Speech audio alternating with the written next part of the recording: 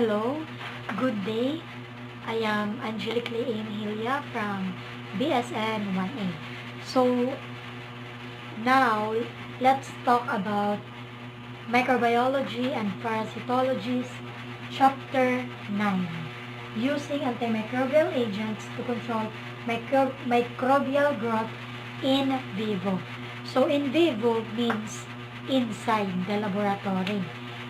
And Chapter 8 is in vitro, outside. So now we will be talking in vivo. So first, let me introduce to you the terms or introduction. I have here what is chemotherapy, chemotherapeutic agent, antimicrobial agent, antibacterial agent, and antiviral. So, what is chemotherapy? Chemotherapy refers to the use of chemical drug to treat any disease or condition. So, ang chemotherapy, nagamitin chemical drugs. And what is chemotherapeutic agent? Chemotherapeutic agent, nagamit kayapin any drug to treat any condition or disease. What is antimicrobial agent? Antimicrobial agent refers to the use of chemical drug to treat infectious diseases. Infectious it iyagin treat. An antimicrobial agent. An antibacterial agent refers to the use of drug to treat bacterial or antibacterial to treat bacterial na mga diseases. An antimicrobial, infectious diseases, ito yung treat. An antibacterial, mga bacterial diseases. And then, what is antiviral? Antiviral refers to the treatment of viral or virus diseases. For example, we cannot use antibacterial agent to treat a virus because virus is not a bacteria. So, gagamiton po pag-treat virus is antiviral. May na po gihapon antifungal to treat fungi, anti-protozoa to treat protozoan diseases. So, let's move on to how antimicrobial agents work. So, paano hira nag-work? So, before mag-work an antimicrobial agents, there are some ideal qualities of antimicrobial. May dera mga qualities. The ideal qualities of antimicrobial agent. First, the antimicrobial agent should kill the pathogens without damaging the host. An host is an infected person. Amo tinatawag po na host. Second, kung maghatagin antimicrobial agent, dapat diri magiging it host, diri magharagin allergic reaction na host. And then, it should kill and inhibit the growth of pathogens. Then, it should not damage the host. And then, ginyakan ko na kanina, it should not give an allergic reaction to the host. And then, it should kill the pathogens bago po iya mag-mutate. Kay kung mag-mutate nga ni ang bacteria, adto iya nga antimicrobial agent, diri na iya mag-work mutated form. For example, di ba an HIV or human an HIV nga virus. Kung asya waray treatment kay ito nga virus, sigit iya pag-mutate. So kung mag-mutate na adto na virus, and nahimo na drug to treat the specific virus will not work to the mutated form of that virus. Asyan HIV sinisiring na waray treatment because of the mutated form of that certain virus. So, how antimicrobial agents work? So, may the mga common mechanism of action in antimicrobial agents. The first one, they inhibit the growth of ira gini-inhibit an cell wall. And then, ira gini-inhibit an protein synthesis. And then, they are damaging the cell membrane. So, amo to an mga 5 nga mechanism ang pag-work. So, how antimicrobial agents work, amo na po adto an mga it should kill the pathogens without damaging the host. So, let's move on to antibacterial agents. So, what I've said earlier, antibacterial agents kills the bacterial diseases. So, I have here some definition of terms. Bacteriostatic, bactericidal, narrow-spectrum antibiotics, broad-spectrum antibiotics.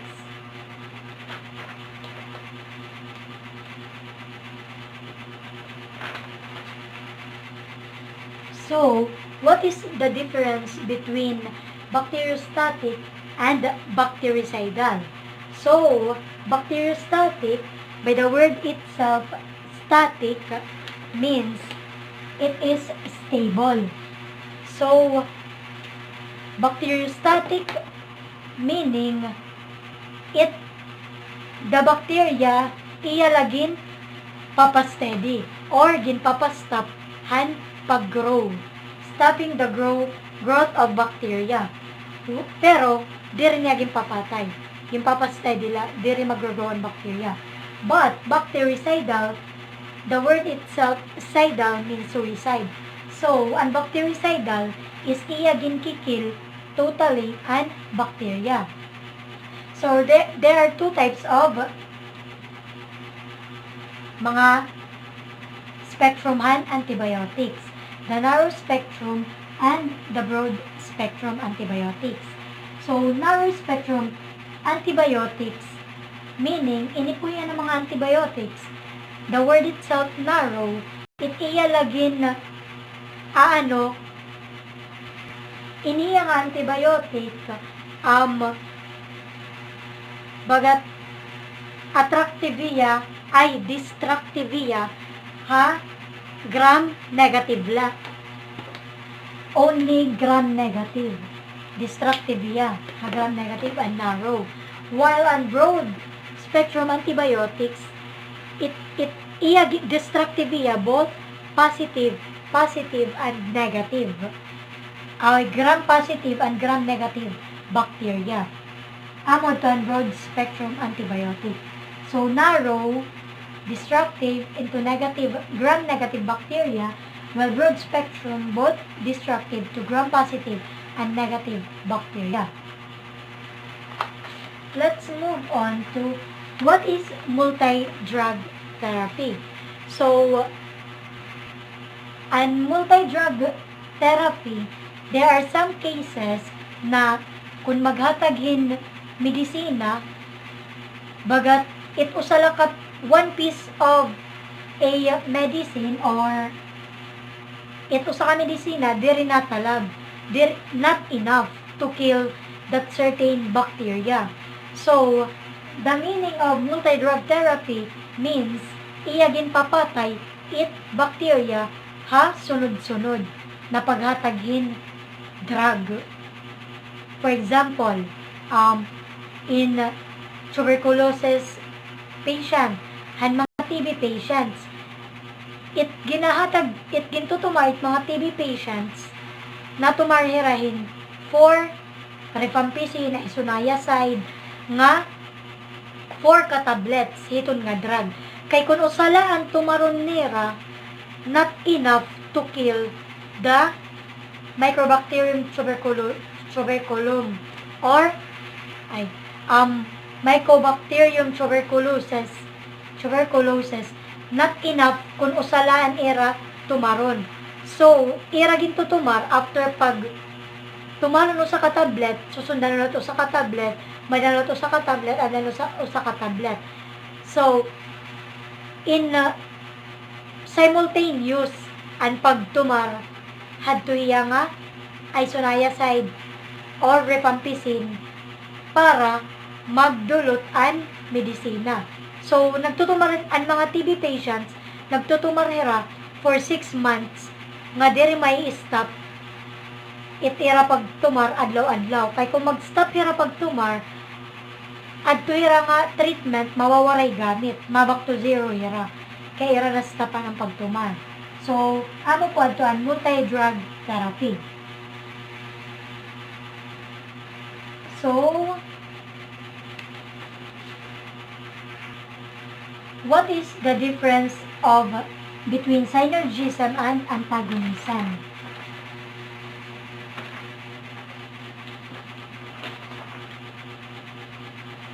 So, synergism,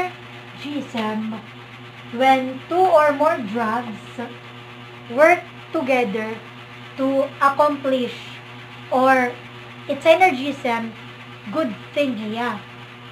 Kuan, it usa nga drug, 1 or 2 ay 2 ka drug, nag-work hira together para makill adto nga certain bacteria. Dirilaya usa ka drug, duay nga magpadis para makill adto nga bacteria. While an antagonism liwat, by the word itself, antagonism, ito nga usa ka bacteria nagiging antagonist liwat yan usa nga medisina. Kumbaga, nagaagaw hira. So, nawawarayan yung effect and medisina because adto hira ka pag-aagaw nira and ira reaction. Amo po adto ang antagonism. So, let's move on to drug resistance. So, drug resistance meaning the bacteria cannot be destroyed because an organism or ang tawo nga natumaran to nga antibacterial nga drug is resistant na. Diri na iya natalab ang medicine. And drug resistance can also be called as superbug. Amo ang tawaghan drug resistance. So, how bacteria becomes resistant to drug? Paano nagiging resistant ang bacteria sa drug? So, nagiging resistant ang bacteria sa drug because, for example, ako, resistant na ako antibiotic. Why? Because, for example, bata pa ako, nagtitinumar na ako antibiotic. Let's say, 250 mg lang antibiotic. So, as time goes by, nagtitikahatasan na akong tolerance han antibiotic. So, ang 250 mg, di rin na natalaba akon. Nagiging resistant na. So, nagtinumar na lang ako, titikahitaas ng dose, magiging 500 mg na. Hasa maging 1,000 na. Kay di rin naman natalabaan 500 mg nga antibiotic. Di rin na natalaba akong lawas. Kay terminal ako naging antibiotic. Naging resistant na ang akong body hiton nga drug. diri na yan natalab, kay aranan akong body, hiton nga dose hand antibiotic. So, amo ito nagkaka, may dahin drug resistant and tawong. And then, nagiging resistant gihap it, iba na bacteria, kay na laking hirahit sa wall. Tapos, danay, dirilotera, nakaka-bind, ngadtuhan binding site. Kumbaga, mag-iba ang shape. So, direra nakaka-bind. So, there are mechanisms why bacteria or antimicrobial agents become resistant, or why mechanisms by which bacteria become resistant to antimicrobial agents.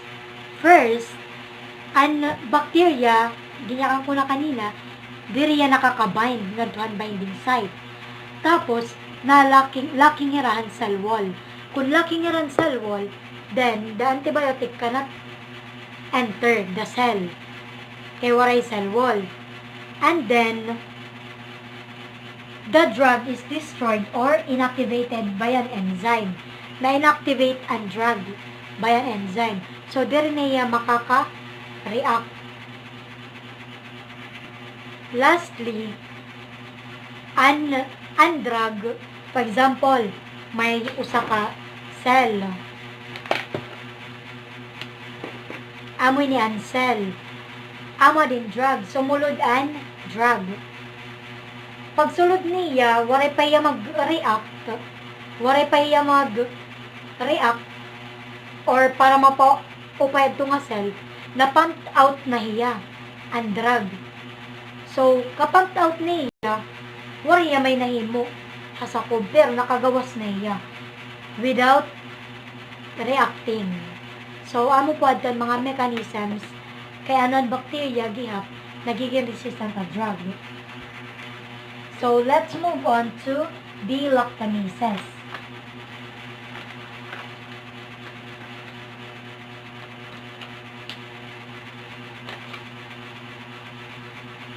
So, delactamases.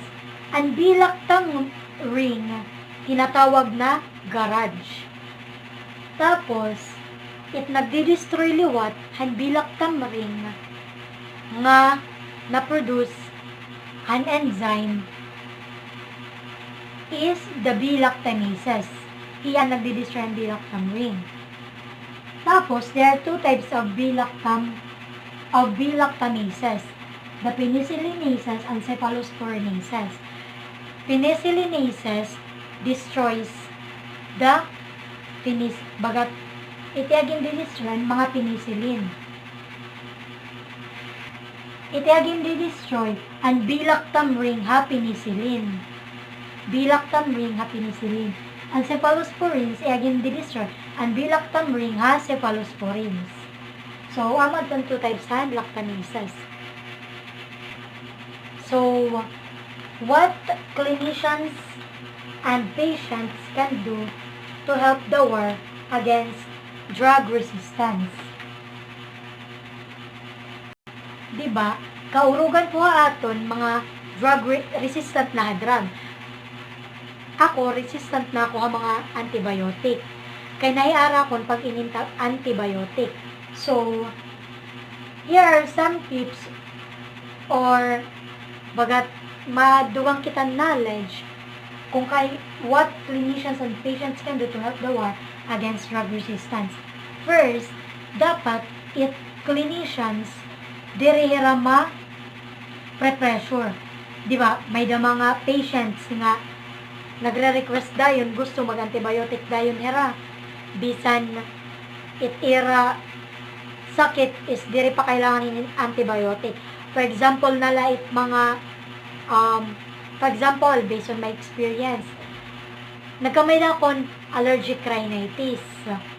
Kauna ko, madadarayahit antibiotic. But, I was wrong. Diri nga yan niya, napapausa ko, diri yan natitreat hand antibiotic. Ngayon, kay akon sipon, kanan allergic rhinitis lang ngayon. So, naging drug resistant ako han antibiotic. So, dapat, clinicians, diri ma-pressure. Hit request, hit patient. Dapat, diri ra ma-pressure kay, and then, dapat, it patient liwat, maaram, nga, it antibiotic, diri good maupay aton body. Kay kung maging resistant kita ha antibiotic, waray na may or any drug, diri na matalaba aton. Ito yan na certain drug. So, amo lang aton mahihimo para maka help han war against drug resistance. So, what is empiric therapy? An empiric therapy, amo ito an treatment na ginahataghan doctor or an clinicians before pa umabot an mga laboratory results. For example, nagpa-check up ako, tapos nag-request in sputum exam an doktor haakon. Before pa umabot an result, hanakon sputum exam, ay ito yung mga clinicians, giresetahan na ko medisina. So, amo po ito ang empiric therapy. So, what is superinfection? So, ang superinfection, amo ito yan, tinatawag na, for example, prolonged na atong pagtinumar hin mga antimicrobial nga mga medisina or any drug. Karaming tinakita nagtitinumar. Kung magtinumar na kita ito, it mga good bacteria aton body or mga normal flora ha aton body, namamatay po gihap. For example, it normal flora ha aton lawas nga makaka-fight para diri gud kita magkasakit, or tinatawag na good bacteria, namamatay gihap kung prolonged na atong pagtinumar han mga antimicrobial agents. So, that's the end of my discussion about Chapter 9, using antimicrobial agents to control microbial growth in vivo. Thank you for watching.